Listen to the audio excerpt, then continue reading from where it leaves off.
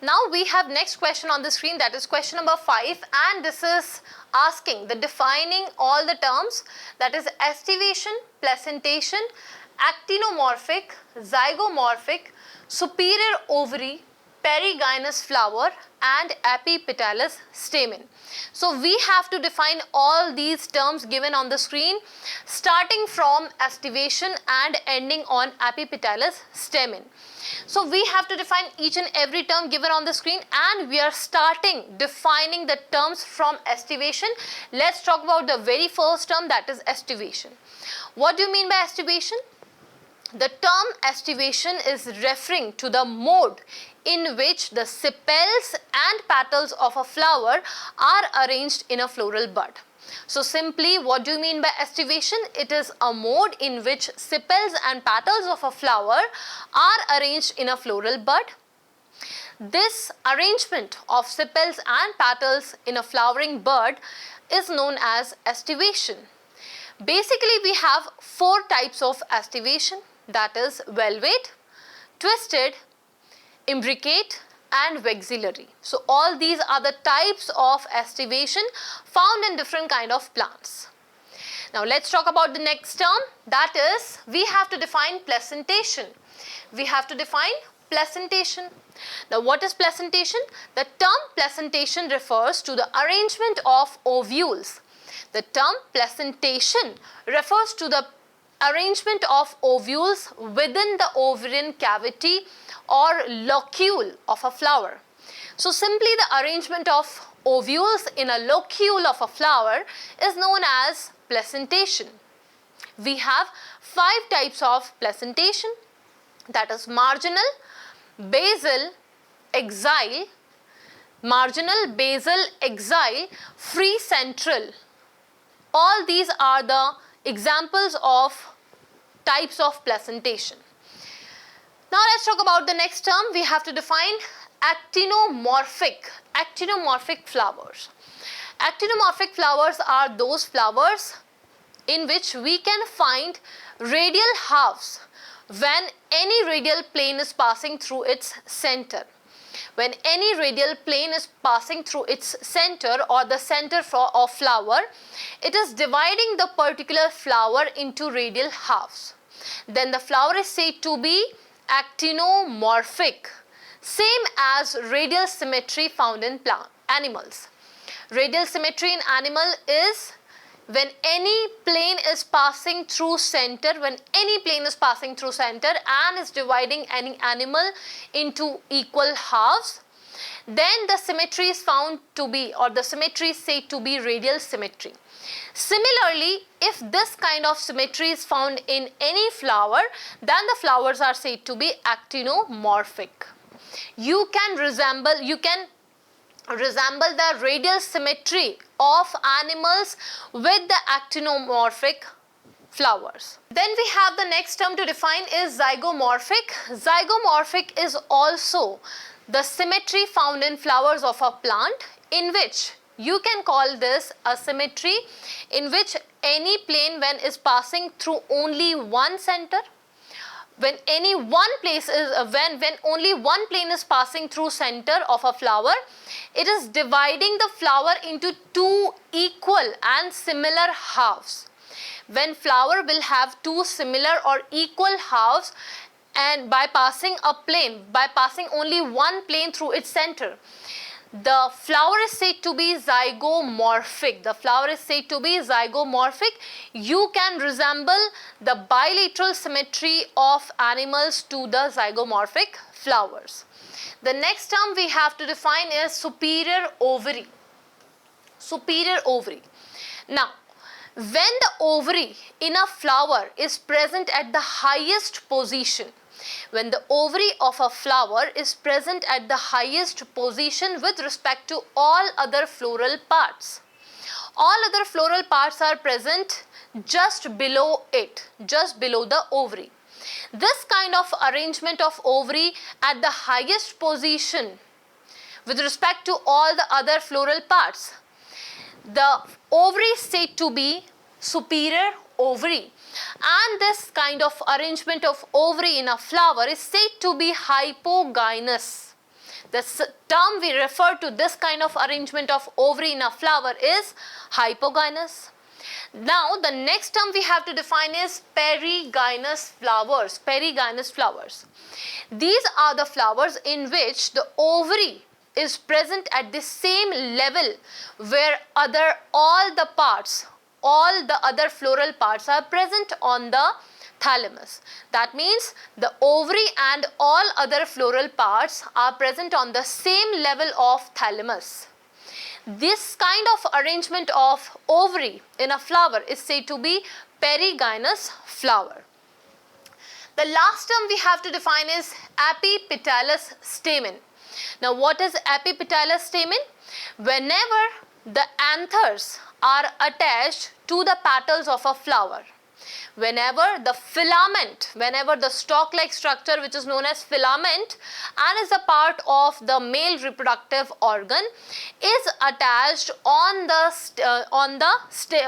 pistil, on the petals, then the condition of a flower is said to be epipetalous stamen, because the part of a stamen is lying on the petal of a flower. Then the type of a flower is said to be epipetalous, or we can call the stamen as a epipetalous stamen. Now let's write answer of this question. We have to define all these terms. So we are starting just from the one, that is aestivation. Aestivation. Now what do you mean by aestivation? We know that it is the arrangement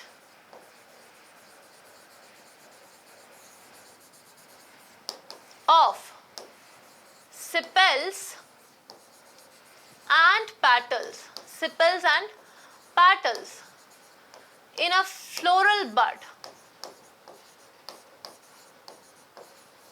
Right? The arrangement of sepals and petals in a floral bud is said to be aestivation. We have 4 types of aestivation. That is velvet, twisted, imbricate and vexillary.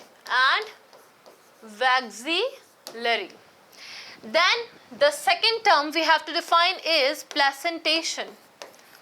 Placentation. Now what is placentation? We know that the arrangement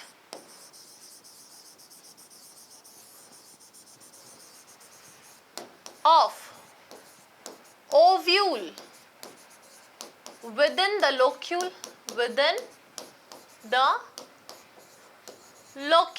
Now what is locule?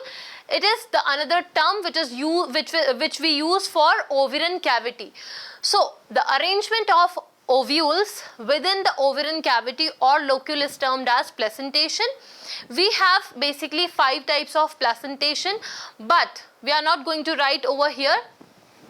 We have to define another term, that is actinomorphic. Actinomorphic. So when the flowers divide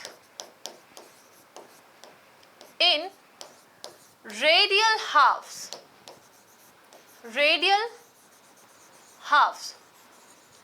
by passing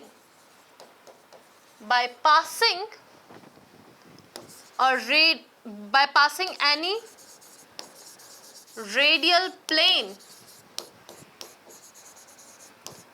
through its center, then the arrangement, then the symmetry of a flower is said to be actinomorphic. Whereas if we talk about the 4th term, that is zygomorphic. In zygomorphic, you will get the 2 equal halves. The flower is divided. The flower is divided into 2 equal halves. by passing only one plane through its center, right? So this is zygomorphic arrangement. Then we have to define the superior ovary. Superior ovary. When the ovary is present, when the ovary is present at the highest position, at highest position on thalamus. In a flower we can write in flower. With respect to all other floral parts, all other floral parts except for the ovary are situated just below the ovary. Then the arrangement is said to be superior ovary, and we use the term for this kind of arrangement of ovary in a flower is hypogynous. So superior ovary is also termed as hypogynous. Hypogynous. Then we have to define perigynous. Perigynous. The ovary and other floral parts are situated